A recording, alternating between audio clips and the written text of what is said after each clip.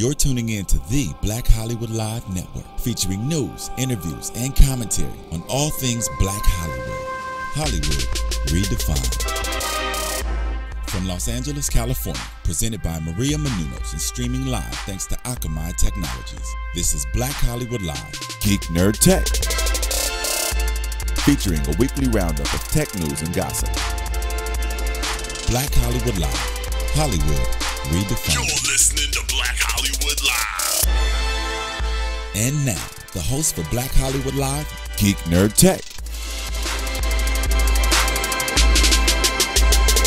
Welcome to Geek Nerd Tech. Yeah, the show that what do we do, Keely? What do we do, Keely? Man, we are the voice for the guys and the gals that love technology. That's right. And we speak from a black center perspective, a brown center perspective on everything from gadgets to popular culture. And we keep it fresh, we keep it live, man. That's right. Yes, sir. The show that breaks down geek culture and nerd culture and tech culture from a black and brown perspective. I'm Joe Braswell. I'm joined, as always, by my man, Akili Shine. Yes, sir. And not joined by my man, Nando Velasquez. We're missing our partner in crime, Nando. Nando had a previous engagement this evening he cannot get out of, but he'll be back next week. Lots to talk about this week in the tech world. Lots of news. We're off for 1 week. Hope you guys all had a wonderful Thanksgiving, or holiday. And but Twitter, we would talk a lot about Twitter. We do. And Twitter's now. We talked about we had the big Twitter went public, and the whole speculation with them going public is that they're going to figure out how to crack this whole ad. Being able to sell ads, be able to monetize Twitter, which now is just you're buying users, but now hopefully we'll be able to get products and services. Exactly. Yeah. So what's happened now is we Twitter's announced something called Twitter Tailored. That's crazy. Yeah. So what is that, Akili? Exactly. I mean, essentially, it's an excellent way for business to target ads on Twitter. So if you are a consumer of, say, shampoo, and you go to Head and Shoulders, right, and you visit that website, leaves a cookie in your browser. Yep. Now Head and Shoulders is able to deliver you a specific targeted ad for their product, because they already know you like it. They already know that you invested the time to go check out maybe the ensemble of products or the company. So now they can specifically target that to you, which I think is a great tool for small companies and larger corporations. Right, but what about for the user, the end user consumer who doesn't want, shit popping up at all times? I mean, I know that Twitter is very vocal about how you can go in your privacy settings and turn some of this stuff off. But I mean, we all want to be, we're all there to be sold to, but at some point it gets a little invasive, especially via the internet. What do you think about that aspect? I agree. Just speaking personally, I want to limit that as much as possible. I don't want any company or any ads being directed towards me, because it distracts from my experience on the internet. But I think for mobile devices, versus using Twitter on your desktop, I think it's a difference, and that's what they're trying to say. In terms of the mobile, they haven't really broken it with the mobile, but in terms of desktop experience, right, that's what's happening. And the mobile's an issue because there's no cookies on your mobile, right? Exactly. So you can't really. There's no way to track it. No way to track it. Yeah. But so do you think this will help in sort of with all the speculation, the money speculation, this will help sort of bolster Twitter's public offering? I think so. If I had a fashion brand, and I know cats was checking out my website, all the time, and I can specifically pinpoint who those guys are with an ad that will attract them more. I think it's great from the business perspective. And if I'm a consumer and I'm really a fan of a certain product or a certain company, I may want to see those tailor-made ads. Right. So I think it's a win-win for both the consumer, the audience, and both for companies that are trying to expand their brand and build their company.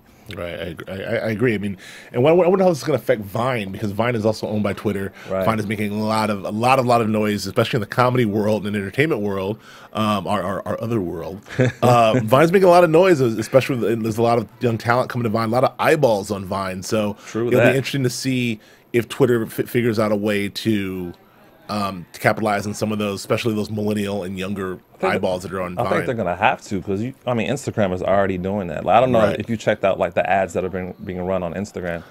Vine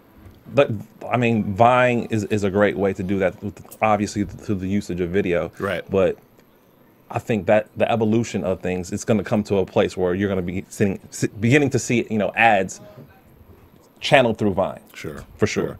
That makes sense. And I think that and Zuckerberg, Facebook has already figured out they're already doing a very similar thing to this. Zuckerberg's made it very clear that he doesn't give a shit about your privacy. He's made it very clear that his stance is sort of like, this is the age we live in, and there's certain realities that we're all going to have to be adults about. And one of them is that nothing's private, and so I own all your shit. I'm Mark Zuckerberg, and he's not wrong. So I think that it's interesting to see people like Twitter say that we're not going to invade your privacy, we're not going to keep this stuff on our servers, we're not going to we're going to you can disable this anytime you want. But I don't know. I really feel like it's heading in that direction. I mean, it's all about economics. So they're going to do whatever's possible to make the biggest buck. Right. And so if it's invading your privacy, if it's bombarding you with ads in a creative way, it's going to happen. Well, speaking of making bucks, another company that's making some noise is Foursquare. Do you use Foursquare? I don't use Foursquare. I don't either. Oh, really? I don't. I thought you're Mr. Early adopter. I thought you used everything. Nah, not that one. I just never got with it. I think we're missing out. I think so too. Well, so Foursquare 7.0 is enables you to now read not just. Well, you can explain it better than I can. Foursquare is enabling you to read symbols. Is what they want to do. Right. I think the biggest part of Foursquare with this 7.0 launch is that they're able to use the push technology. So say you're cruising down Sunset Boulevard and you want to check out the freshest restaurant or whatever. And so Foursquare is going to push you a notification that says, hey, check out this restaurant. Right. And so, but what's cool about the software is that it's going to use a minimal app. It's going to be minimal. It's going to take that much. It's not going to take that much battery life from your phone. Right. And I think that's what's really cool about it, because say maybe about 5 to 8 years ago, the push technology would really drain your smartphone's device versus now a lot of these apps are using push technology. Yeah. So Foursquare is capitalizing on that because really it's a concierge service where you want to know what's hot, you want to know the coolest restaurants, the clubs, all that stuff based on friend recommendations. Sure. And so if you're cruising around looking for stuff, or you fly into a new city, you want that to just straight come to your phone and be like, okay, I'm gonna go here and check out this dish or check out this club. This is not unlike what we talked about a couple of weeks ago, that Minority Report, being able to recognize face recognition, and eye scanning, all that Minority Report. When you walk into the building, hello, Keely, I see you'd like some Head and Shoulders or whatever, I don't know, whatever you use. Right. But this is not unlike that. I mean, the notion of being able to drive down and get push notifications as to things you may like is fantastic. And I think that you touched on the whole push notification situation. I think that what people don't realize is how much battery life that drains. Yeah. Even your email. It's your email. Exactly. You have your push notification on. I always have to have my emails immediately. Yeah. So I leave it on immediately, but my battery is fucks draining. up your battery. Exactly. Completely. And the other thing is about that is, like as you just mentioned, it's not just your email. You have multiple apps which are using this technology, so it's tricky. So I think that's something you'll start to see in the future. App designers coming up with ways to save battery life. We talked about this when we talked about the launch of the new iPhone. Yeah, efficiency. Yeah, absolutely. From a software standpoint, it's not always about the hardware. It's a software standpoint, how we're making these apps more efficient. Exactly. So that's cool, and I really, so we'll see about that. I mean, we can't really talk too much more on that because none of us use it. I mean, last note though. I mean, me and you both travel a lot, so I mean. I think we definitely need to step it up and use it because we're always trying to check out the freshest spots. So. Yeah, but I cannot. Yeah, yeah. And the concept is though, because if you tell me, we do this naturally. You tell me yo, Keely, check out this spot. I'm gonna do it. Right. And so if I could access that through Foursquare, that Joe likes all these spots or has been to all these spots, then I'm gonna be more engaged to go to those spots. Right. So speaking of, so we're talking about these new launches and redesigns.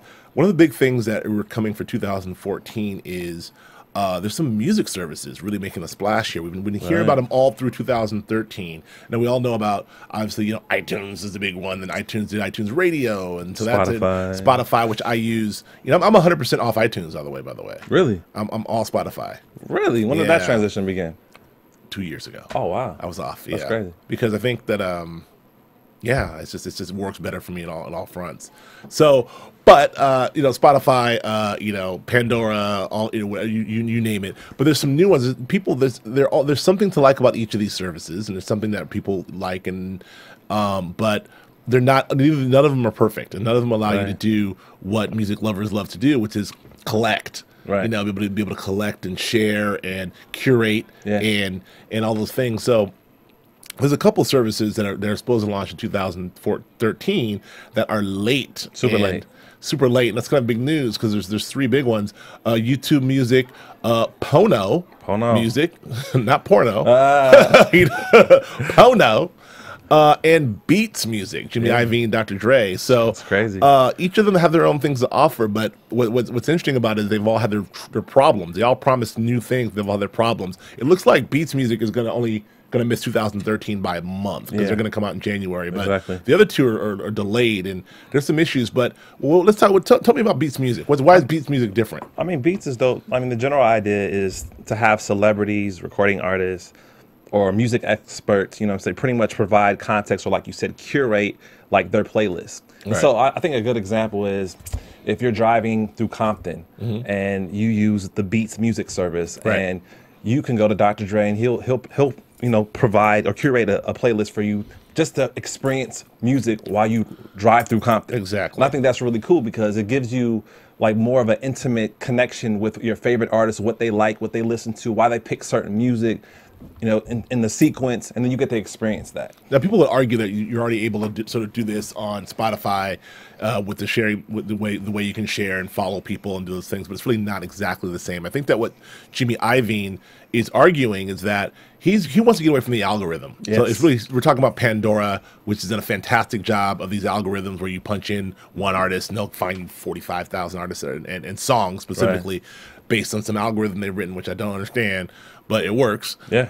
And there's a lot of crazy math, and people have been using this. You know, iTunes Radio's adapted it. Spotify's adopted it. And so, but what Jimmy's saying, Jimmy Iovine, is like, he said, like, we want to get back to the human element of sharing music. But think about it, man. Like, I mean, from my perspective, when I was in high school, that's what made music so dope. That you got the hottest CD, you went to school, hey, let's listen to what I got, check what I got. Oh, what is that? Oh, let me hear it. You be in class listening to music, sharing earphones with people. And then you had the conversation. You had all that cultural things being, you know, fostered. You kind of miss that these days. We're losing that. We can't. I don't have my music curated by an algorithm. You know what I mean? And there's basically two kinds of music listeners, right? There's people who seek out new music. There's people who let music come to them. So I think that this is going to draw. There's a clear line of demarcation here between those two sides. I'm the person who seeks out music. I go find it under the pillow. Whatever, every genre, I want to find the new music. I consume music like crazy. Like back in the Tower Records days, we'd go every Tuesday and just buy shit. You know, whatever it is, let's buy this. It's Tuesday. It's all new music. We miss that now, and I'm one of those guys who wanted to be able to say, like, look, check this out, as you know, older sisters and people did that for me. So I think what's cool too about it, like, I'm a big fan of Kanye West, and like just to know what, you know, some of his creative sensibilities are. Like, aside from, you know, his personal, you know, celebrity drama, but just him as an artist and what he means culturally. Like, just to think where his mind goes when he produces a track, what he's listening to inspire that, and to be like, I could punch in his name and see like some of his favorite compositions bundled up. That's dope. It is dope. And there's remember back, Q-Tip was back in the early, almost 10 years ago now, when iPods just first dropped.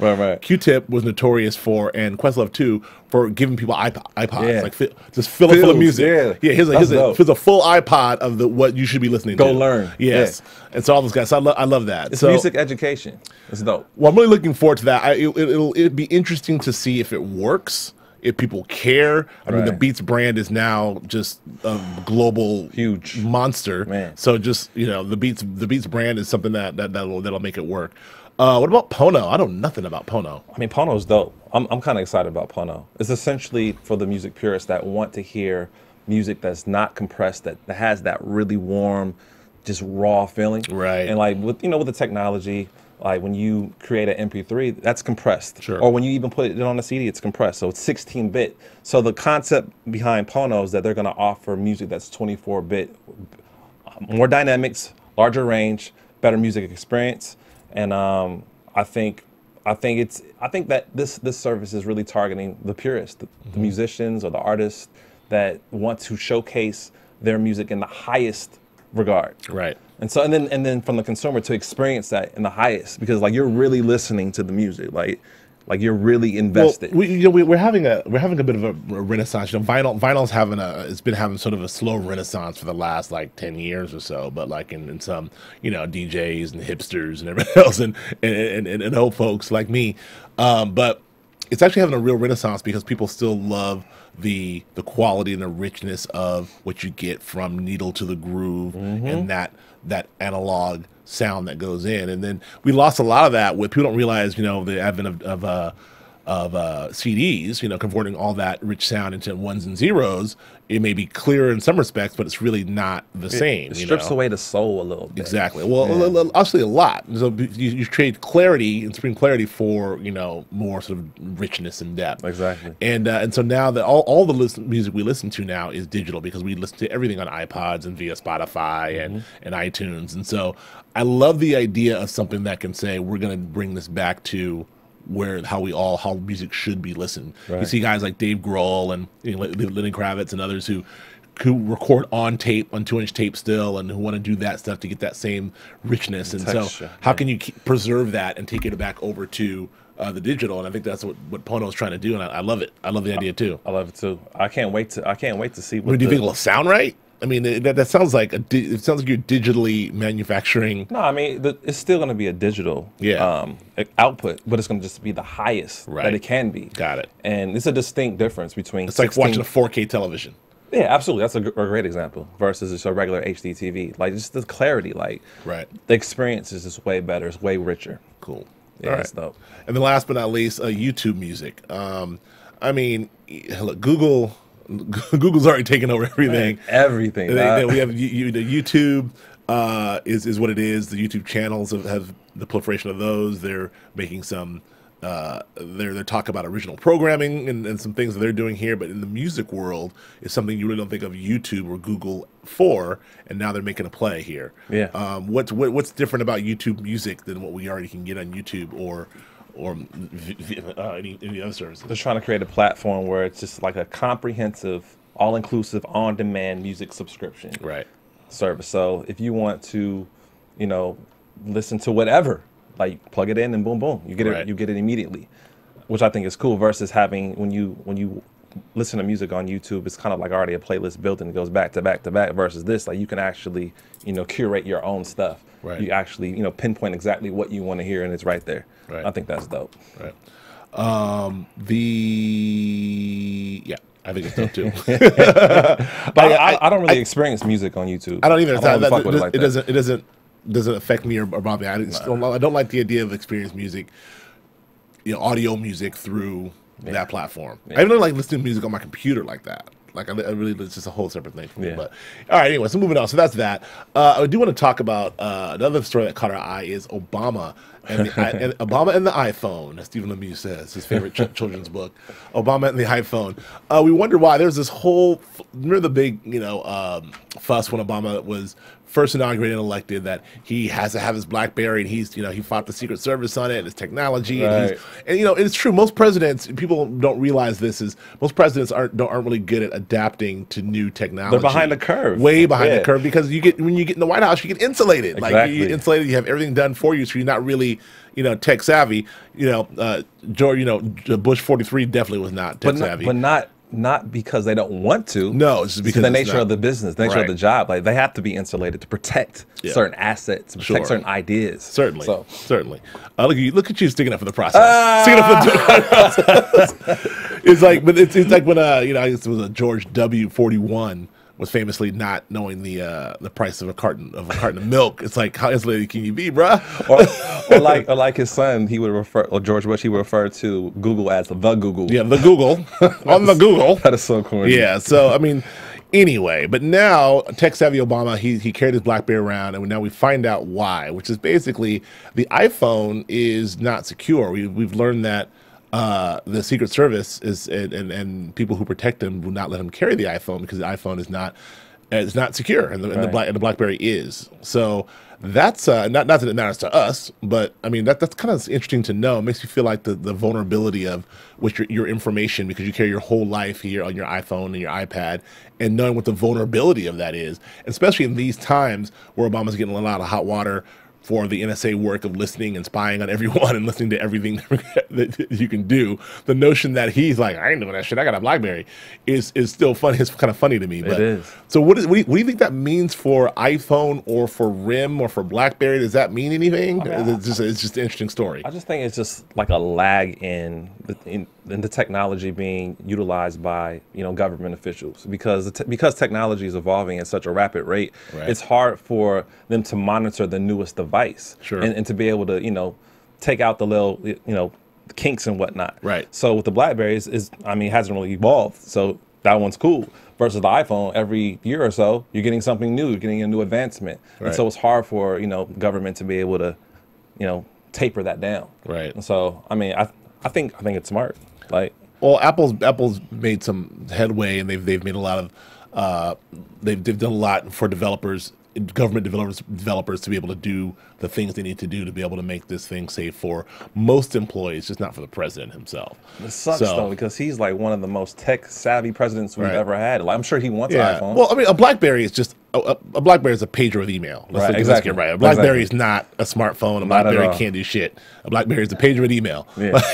So it is. I mean, and RIM is in trouble because they're not in the smartphone business. Yeah. They're no evolution. Yeah, they're in the pager business, and so they're ahead of the curve. And I go, we're gonna make this pager a phone, and then they're like the bomb. Now it's like the bomb. I said the bomb.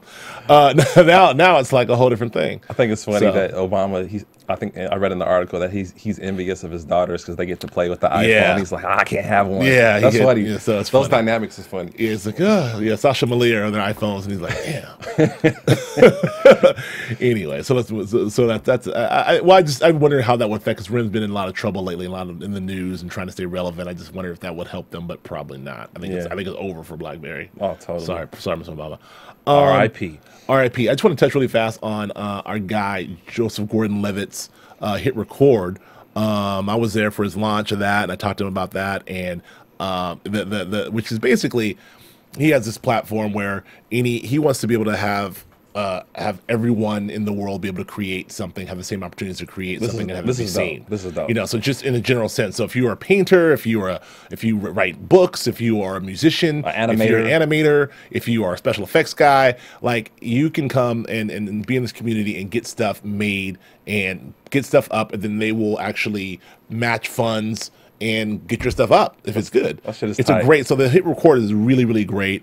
It's been a great thing. It's been out for a while. But this new move is they've announced a deal with is it Pivot? Yeah, with Pivot TV to actually do a hit record TV show. Yeah, which is very cool. So what is it exactly? I mean, it's essentially what you said. Like, it's getting all these artists in a room and challenging them to collaborate. Right. It's the art of collaboration. Like, it's a variety show is what he's doing. Exactly, right? It's a variety show. So if you're an animator, if you're a filmmaker, if you're a photographer, if you're a musician, hey, let's get in the room and let's create something together, right, and let's show it to the world. But I like it because of just the concept of collaboration. Even though you're good at this, I'm good at this, we can still come together and create something that's dope. Right. It's different. Yeah. And I'm interested to see, like, because the creative process that you might have or your approach might be different than my approach, but let's see them together and see what we can make. That's fresh. And shout out to JGL, he's a phenomenal actor and phenomenal artist in that way, but really he takes on a whole different persona for the hit record side. He calls himself Regular Joe. He's not the actor Joe, he's just regular Joe in this guy. And he's really, really not only giving back, but really supporting arts in general, not just acting, not just, television and film, but just arts in general. I think it's a really, really cool thing. So hopefully this works, and it'll be interesting to see how this works out and as a variety show. And also he's bringing back the variety show, which is gone. That's right. So I don't know. I'm just interested in just seeing the process behind, different artists. Like, how do you do this? What's your workflow? Right. And how can you, collaborate with someone to enhance that? That to me, that concept is just dope to me. And have the whole world be introduced to not only new art but new artists. Exactly. Which is fantastic. Yeah. All right. Well, we're going to talk about a segment that we're Continually call it Welcome to the Future. We have no drop for it. We have nothing. But it's called Welcome to the Future. But we'll talk about some things that are coming up. The future, some of the future is now. It's things that are happening right now that remind us that we are living in the times that we all thought about when we were kids. Man. But before that, I want to thank you all for joining us on iTunes, downloading this show. We're at show 7. We're trying to get better every week. We just want to bring you all the tech news and all the nerd culture stuff from a brown and black geek perspective, and we're doing it. Yes, sir. So we are. But thank you for listening to us now. You listen to us on iTunes. You downloaded us, and you made Please the effort to download do us. that. We appreciate that. If you want to rate us as well and tell us that we suck or that we are amazing, you can do that as well. You rate us because it helps other people find us as well, and also find Black Hollywood Live, which is fantastic. And if you're listening to us via YouTube or watching us via YouTube, hello, and thank you for watching and or listening in there, and comment there too. Absolutely. Yeah. We're growing, and we appreciate the comments. Yes. So welcome to the future. Welcome to the future. I got nothing. Are you gonna make that drop? The welcome to the future drop? I can make that drop. Next time I got you. Okay. Welcome to the future. Oh, there it is, Lemieux, a live drop. There it is. I can always count on that. That was actually me, sort of like, hey, trying to get Lemieux to do a live drop. Thank hilarious. you. So listen, the future's here.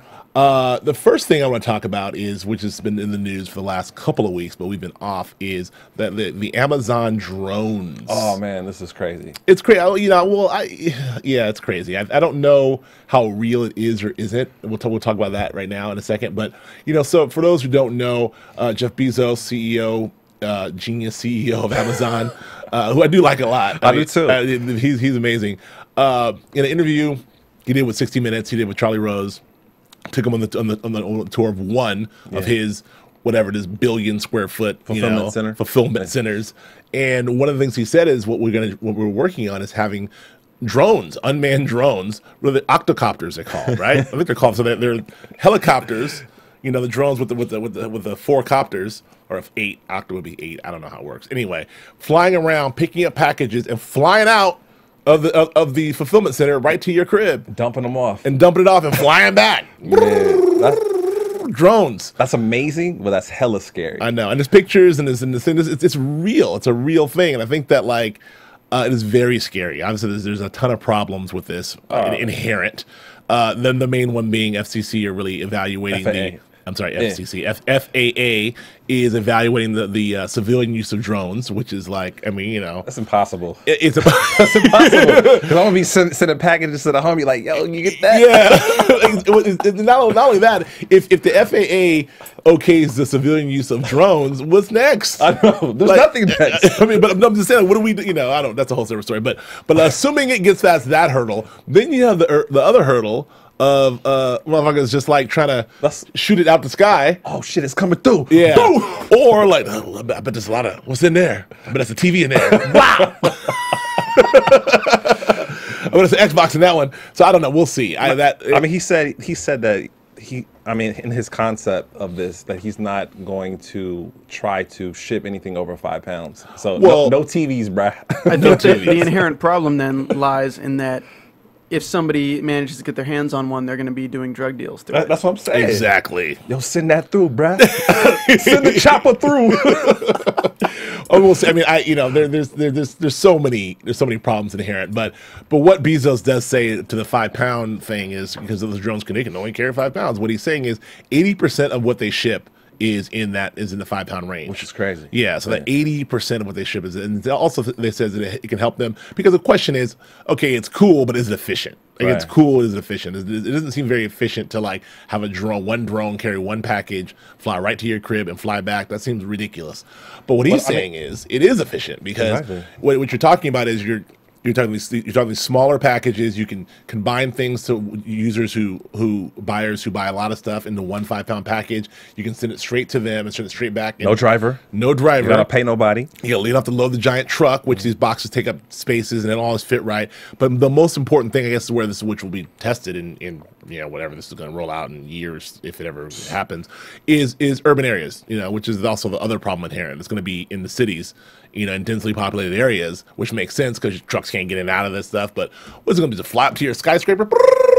to the top. That's scary, dude. Yeah, it's interesting. So I love the idea of it. I love the audaciousess of Bezos. That's what I like. I like the it's like- audacity of him thinking like, this is what I'm gonna do. Yeah, like I'm I'm use getting these drones. We're gonna have drones. Yeah, I love the idea of that. So we'll see. I mean, it's a fun story because it gives people the opportunity to be like, what? And so everyone's written about it, Bloomberg and Tech Week, and Well, I think it's all over the place. I think it speaks to the usage of robotics in terms of how things are distributed, Right. versus using humans or whatever to distribute it, or just typical means of transportation. Right. Like I think we're gonna come to a day where robots will be delivering packages to us. Well, sure. I mean, I just Amazon is in and of itself is just. I don't think people realize where Bezos is in terms of his wealth, number one, and his sort of his power over how changing the way of how we get our goods. Yeah. I mean, obviously, it's not just about books. He's revolutionized that in one way, but this is a guy he's got multiple of these billion square foot fulfillment centers. And they do on Cyber Monday, they were shipping 300 packages a minute. That's crazy. 300 packages a minute, That's and maybe I feel like it's less, I thought it was more a than that. second, It's a second. bro. I'm Yeah, sorry. it's a second. 300 packages a second. That's insane. On Cyber Monday, that's. I mean, do you have enough drones for that? Extra drones, yeah. 300 orders a second. So that's insane. But one of the things I mentioned this before, but one thing that blows my mind about Bezos, which I read in Fast Company about him, when talking about these fulfillment centers and this distribution network he has, is efficiencies. Like, he's got it down to where he's probably the most efficient way to send and receive anything in the country, beating out FedEx, beating out UPS, and the United States Post Office. Yeah. And frankly, there was talk of him even buying the post office. Like, how do you? I mean, to have the management and organizational skills to be able to talk, when you talk about efficiency, to be able to, someone clicks a button and that product you just ordered is already being shipped to you. Right. That's amazing to me. Well, there's a lot of clamoring of smaller government and government efficiencies, and Bezos like, I got this. I can fix this. Mail, I got this. I got like, what else you need fix? Drones. Like, over 100-year institution. Oh, let me. Yeah, I got it. I'm Bezos. I'm fixing everything. I'm fixing newspapers. Man. Anyway, that's it related to, and whether or not he had no comment on whether he went to buy UPS. Buy UPS? He's like, no comment. Like, what? Like, is he gonna buy UPS and the USPS? Like, I don't know. That's a whole another show. But Bezos is doing the damn thing, and I'm not sure in a good way. Like, I don't know. I mean, I think he's good. What if he turned out to be a supervillain, an evil guy? Man. Anyway, I'm sorry. Bezos scares me. Although I do like him. So speaking of which, we talked about technology and robots taking over things. We did a story a while back about this really cool prosthetic leg and how the technology is coming really closer to this bionic man fantasy that we had as kids. And if you watch the show Almost Human, they have one of the main characters has a full prosthetic leg. Mm-hmm. And there's a story here talking about that they've worked on a new nerve interface for prosthetic hands, which can actually let you, from a neurological standpoint, sense 20 points of touch, with your artificial hand. Right. Now that's a game changer. That is a game changer. Like, think about it. If I have a prosthetic hand and I want to grab a cherry from a tree, and typically, with this technology, you would grab the cherry and you would squish the cherry. It's done. You can't even consume it, eat it. Like, you're like, fuck, I can't eat. But now with this technology, because of the nerve, the stimulation of the nerve bundles, it's able to grab the cherry and not squish it, and then you're able to eat it. Yeah. So I think that's amazing that you have the nuance to be able to pick up something and not destroy it. So really, you have a hand. You have a workable hand. That's dope. Well, one of the things that amputees talk about a lot is the biggest thing that is the toughest thing for amputees is that phantom. You have that phantom hand feeling, right? So if you had an arm or a hand or appendage your whole life and it's not there anymore, things still itch, and it's not mentally. It's nothing there, and so it's really interesting to see what an actual hand that actually will give you touch sensations, which I don't know how that would even work. How do your brain processes it? Will your brain process that? This just blows my mind. Does your brain process it the same way as your left hand as it is your right hand in terms of what it feels like? I don't know. That's something that's blowing my mind. I will. It's something we'll never know. It's just like blind people don't see all black or all white. They Right. simply just don't see. Yeah, exactly. And we can never imagine what that's like. Right. It's very true. It's very true. And speaking of Inconceivable. speaking of brain and brain power and everything else, the other story which is just blowing my mind literally is this neural stimulation story that came out of Wired. This shit is crazy, right? It's here. really, I mean, it's basically on the premise that our brain is obviously just electric. It's one big conductive electric impulses firing back and forth and everything else. So it makes you wonder if you were to put some electrodes in your brain or somehow found out a way to somehow electrically Dope me up, bruh. stimulate your brain. Would it electrocute you? Would it kill you? What would happen to these different various things like your optic nerve or other things if you were to give them a little charge of electricity? Jumpstart me. Would it enhance you? Would it do these other things? And so that's the kind of work they're doing. What they're finding what are they finding? Man, they're finding that you can, inject, a burst of electricity into your brain, and you could be more alert. You could be more precise. You could be smarter, faster, because, like you just said, the brain is a machine that's powered by electricity. So the concept is add more electricity, more brain power, more intelligence, more power. That's dope. That's crazy, though. Yeah, the story itself, which is in Wired, and it's coming out. I think it's coming out in print this week, I think, but it's online now. But the story chronicles a guy who's having this sort of conversation, with himself, and he got with a cyberneticist, Yes. and went to Radio Shack. And basically, Start plugging up shit. Let's get this board. It's a normal breadboard. We'll pull some stuff out, and was really start experimenting. And the first thing he did, he got to his optic nerve. I mean, it was blind for a few seconds. It was blind for a few seconds and couldn't figure out is this stimulating? Is this whatever? Did I fuck myself up? Yeah, but the notion that he's doing these things and finding out that it's working, Right. is incredible. Now, I'm not gonna try this shit. But are you? If this technology was available, would you wear the brain hat? I mean, I think, in theory, it seems like it's something that's very plausible. Just give me a little bit more juice, bruh. And Juice me up.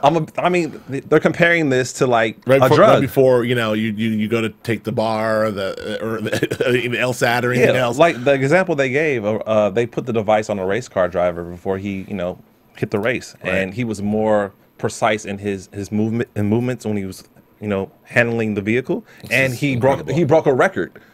Incredible. That's crazy. Yeah, I don't. Yeah, I mean, I get this. This is where we're going here. And it's, it's interesting because we have a lot of talk about AI and artificial intelligence. We did a story a couple weeks ago on Watson.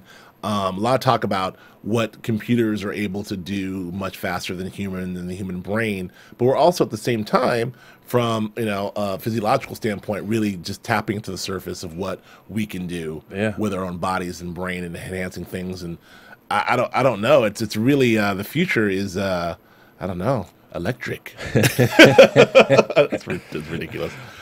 I don't know. So wait, hold on. Before Yes. we move on, you mean to tell me if someone said, "Yo, you put this hat on, bro, for this 5 minutes, and before you go on BHL, you're gonna be killing it," you wouldn't do it? I mean, I just feel like there's no hat. There's something that's got to directly attach. This is like Matrix stuff, right? You got to jack in. You can't just put the hat on. You got to there's electrodes have got to actually pierce your skin and skull somehow and get there. And that's the part I'm not really interested in.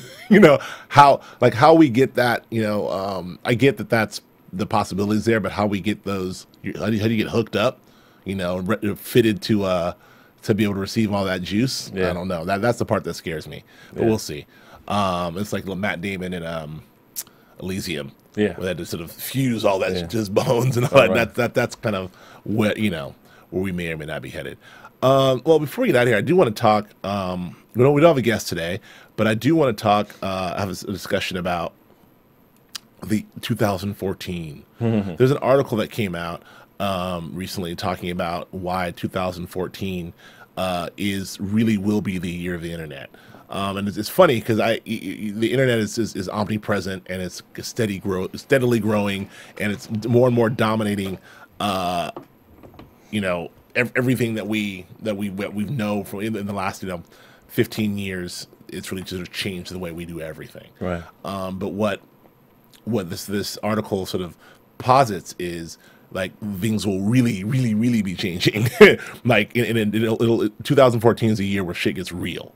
Yeah. Like a zeitgeist, a huge cultural shift. Right, huge cultural shift, but not just in like a awareness cultural shift, but just in like the technology that's available.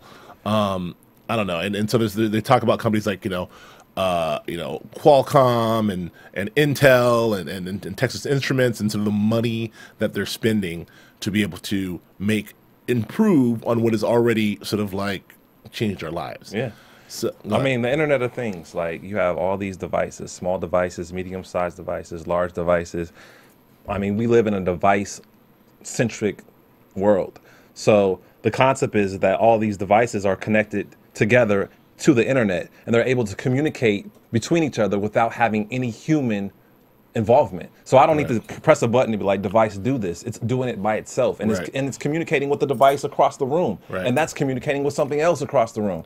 That's amazing. So when I walk in a room, the air will communicate with maybe a device, a wearable technology I have that's saying, hey, you're hot, turn on the air. Yeah. Like, well, I think what the important thing, and why they say that, just to get specific, why they're saying this is the year specifically, is we're talking about all these giant companies, consumer companies, are now catching up with utilizing the technology that's already there, via whether it's Bluetooth or internet technology or Wi-Fi technology. They're now figuring out how to implement these things in products we already use. Like at a base level, GE already has a light bulb that you can adjust through your smartphone, like an app. Like you can get light bulbs. The light bulb itself you can buy, screw it in, and then through your smartphone, figure out what you want that wattage to be. That's just a small example of like 1,000 things that are happening. As well as all the smart appliances that are coming out are really sort of harbingers of things to come. And this is a sort of direct quote from what they said here. Like the refrigerator that you walk up to and is Wi-Fi connected and can instantly go on online and through network and highlight and find out what. It give you the recipe and then light up what parts of the refrigerator your ingredients are in, and then go start the stove and hit the stove to a certain temperature as you're cooking this thing and get the cutting board cold enough, and it's all that stuff is already happening. This is like speaks to the concept we talked about a few weeks back, the technological singularity, where devices or technology begins to have an agency over itself. Right. Like it begins to make decisions by itself. Right. I think that really scares me, because like if I walk in a room and it gets the shit wrong, then what? Yeah. Like maybe I wasn't cold, maybe I was hot, and the air condition, or whatever doesn't come on. Then what? Yeah. Well, I think that that's it's that thing about the dependence on technology versus, and this is back to the Watson thing, like how and back to our Skynet scenario and our Matrix scenario where the machines take over. But I mean, it is that balance between making things more convenient for us. But one of the other things that that they're talking about here is something called Bluetooth low energy, right? Which is sort of like the next thing between Wi-Fi and Bluetooth. I mean, Bluetooth technology is something, again, I do not understand. I run a tech podcast, and I still don't understand exactly how Bluetooth technology works. But Bluetooth low energy is the next phase, which will allow. It's somewhere between Wi-Fi and Bluetooth, and it's going to allow us to connect everything. Everything will be connected. This is the technology that everyone's sort of working on and trying to perfect. What this will mean is, like we talk about your wearable technology, your watch will be able to talk to your shoelaces, we'll be able to talk to your smartphone, we'll be able to talk to your car, we'll be able to talk to your refrigerator. It's all through one network that you can run on your smartphone or your watch. We live in this world that does that. What will we do? Like, what agency will we have? Like, what decisions will we make? Right. Like that's the part that just trips me out. Is like if the technology gets to a point where it's making all these mundane, everyday decisions that people make, like what are you left to do? Put on the brain hat, bro. Just charge up, just charge it up, like. You gotta think of something in a way. Yeah, no, I agree. No, look, technology is something that I'm not obviously not afraid of and have not been afraid of, and I think that technology from from the Industrial Revolution to all the way up to now has. I mean, we talk about the curve and how things have exponentially just skyrocketed up from the turn of the century to right now. But I think that people have always been afraid of technologies. People have always been afraid of the new thing, whether it's the steam engine or whether it's the horseless carriage. All those things, and they have changed the way we do everything. The light bulb, and so. But I don't know. I think that all those things were invented to help things easier for man to live in the world, do the thing, and also help us to be able to expand and grow in a faster way. I think that the conceit here is that that's what this is going to do, help us to be able to live and connect in a different way. In a global world where we are going to, in a flat world, to quote Thomas Friedman, in a flat world where we are sort of all connected, we're still far apart, and things like this will help bring us closer together in theory. But like, think about the value of learning how to do something. Like doing it with your hands, using your mind, going through the process. Sure. Now a machine's doing it for you. You lose all that value. You lose all those instructions. Right. So like, what type of people will we evolve to? Yeah. You know what I'm saying? I don't know. I had nothing. It looks pretty good. I watched Star Trek the other night. It looks pretty good. Into the darkness. Into the darkness. Looked like a pretty good future to me. High tech. I don't know. No, but it's really interesting. So just look out for that. 2014, they promise, will be the year of the internet. The year change everything. It's sort of ominous. But this is kind of a dark show. I think everything's been like, it's coming to get you. Drones. The future drones are coming. Bezos is taking over the world. The internet's everywhere. No, but that's kind of what this show's about. So we're very, very, very light on the pop culture and the nerd culture today. Very heavy on the tech, but that's what we do, and that's what we did today. So that is gonna do it for us. I think that's it for us. That's gonna do it for us. This week we'll be back next week with Nando and with an in-studio guest and more, definitely more nerd culture talk and more pop culture talk, because we have a lot to talk about in that realm too. And I just want to say, I mean, yes, sir. I know we're the the nerd geek tech show, but I just want to give a little love to Mandela passing away, and just what he meant culturally to me, to you, like to us as a people. Like I think we witnessed the iconic figure transition, and just to mention that on the show, I think we got to give props. Absolutely. Someone in my lifetime we've watched go from basically being incarcerated to his unfortunate transition a couple weeks ago. And a couple days ago, excuse me. Yesterday. And yesterday.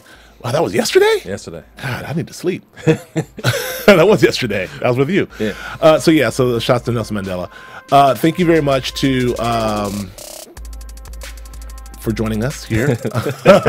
Akili, where can we find you? You can find me on Instagram and Twitter at Akili Shine. And definitely check out a few of my web properties, liveelevated.com and behindthehustle.com. Yep, and you can find me on Twitter at Joe K. Braswell and on Instagram at Joe Braswell. Thank you, and we'll be back. And Fernando Bell, who's not here, and Akili Shine, I'm Joe Braswell. That's Geek Nerd Tech. See you next week.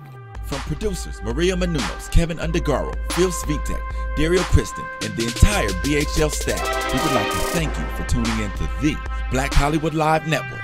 If you have questions or comments, tweet us at BHL Online or email us at info@blackhollywoodlive.com. For more exclusive content, visit blackhollywoodlive.com. This has been a presentation of the Black Hollywood Live Network. Hollywood redefined. The views expressed here are those of the host only and do not necessarily reflect the views of BHL or its owners or principals. Thanks for watching Black Hollywood Live on YouTube. For more in-depth interviews and news, subscribe to our channel here, and be sure to share your opinion in the comment section below here. See you soon, everyone. Bye.